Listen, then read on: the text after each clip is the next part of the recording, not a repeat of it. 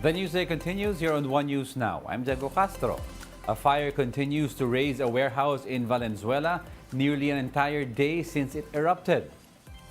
Alarm level task force Bravo has been raised over the fire, which started around 12 noon yesterday, which means the fire has been going on for almost a day.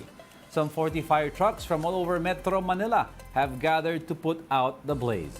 Authorities admit having a hard time controlling the fire, citing flammable materials and chemicals kept in the warehouse. Fire officials suspect the fire began in a storage area on the left side of the building. Sobrang bilis ng apoy kumalat. So we have to protect our personnel.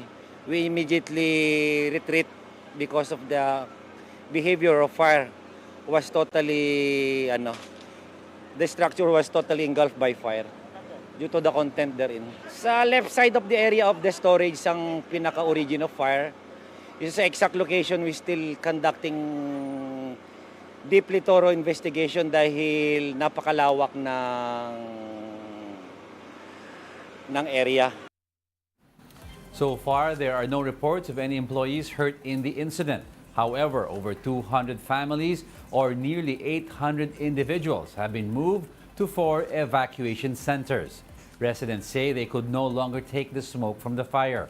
The local government of Valenzuela has also designated temporary shelters for pets of the evacuees. Maynilad customers are experiencing yet another round of water interruptions. Affected households and business establishments filled water containers ahead of the scheduled interruption starting last night.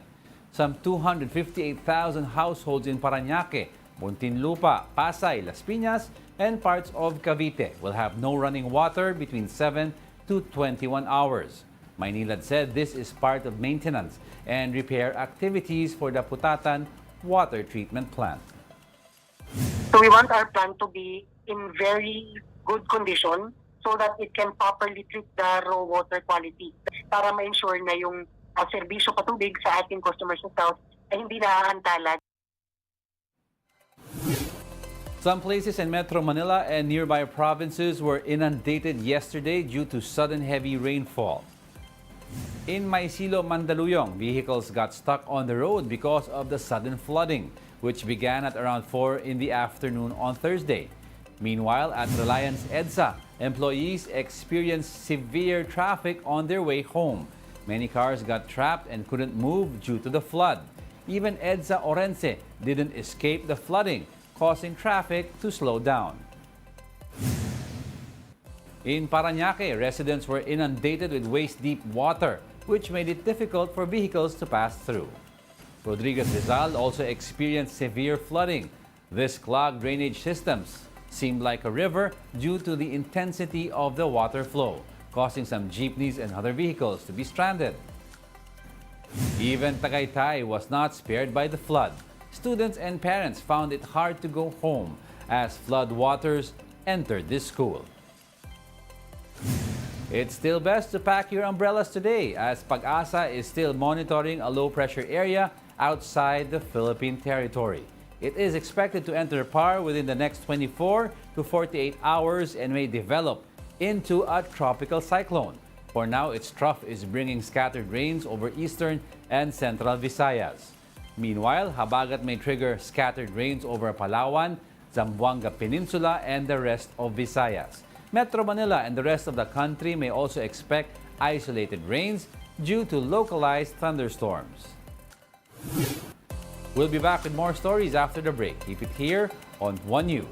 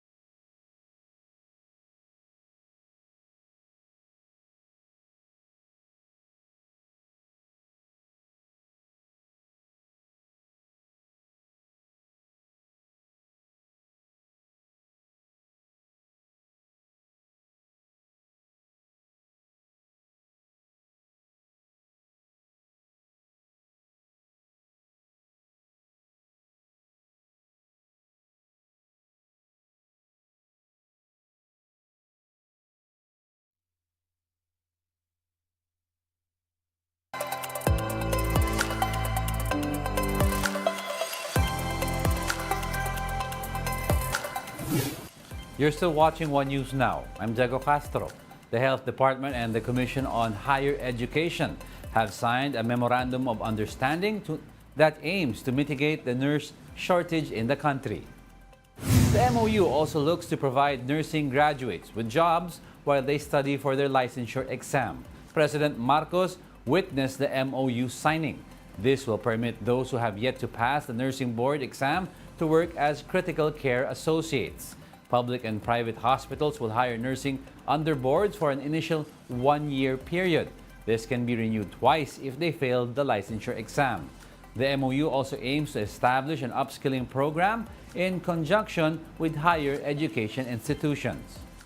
It allows those nursing graduates who have taken their boards and have not been able to pass the boards to work nonetheless if they can establish their competencies in certain subjects. And that way they can get to work immediately.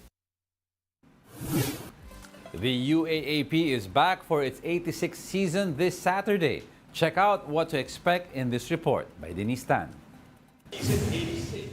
Fueling the future. This is the theme of the much-anticipated return of the UAP for its 86th season this Saturday. The University of the East will serve as host of the biggest multi-sport collegiate competition this year. New sports will highlight the latest season, which will be announced soon. New UAP Deputy Commissioner and former baller Mariana Lopa said women's basketball will also be highlighted this season. Representation in women's sports is super important. It's super key. Not just for the on-court action, especially in women's basketball, which will have a lot of good games.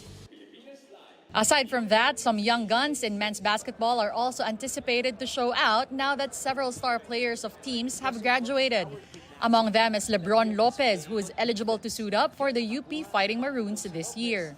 Yung impact niya as a player, marami na may idea pa paano siya magdo. He's very athletic, no? But sa akin, yung impact niya of being a team player, yun yung gusto ko makita ng tao. Reigning champions Ateneo Blue Eagles will feature a revamped squad now that key players like Dave Ildefonso, Ange Kwame, and Fortsky Padrigao are gone. We don't defend titles.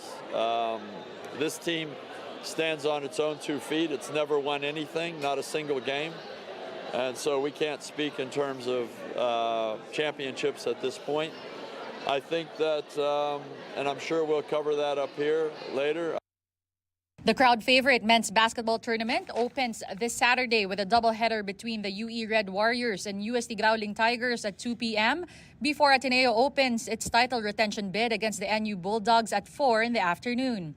Both games will happen at the Malvasia Arena in Pasay. All UAP games can be watched live on One Sports, UAP Varsity Channel, and Pilipinas Live app. Signal TV is very excited and more than ready to bring the games live to millions of fans nationwide via our Signal platforms. Starting this Saturday, all UAAP games can be seen live on Signal's newest sports streaming platform called Pilipinas Live. So this allows fans to watch the UAAP whenever, wherever. And of course, there's our free TV channel, One Sports.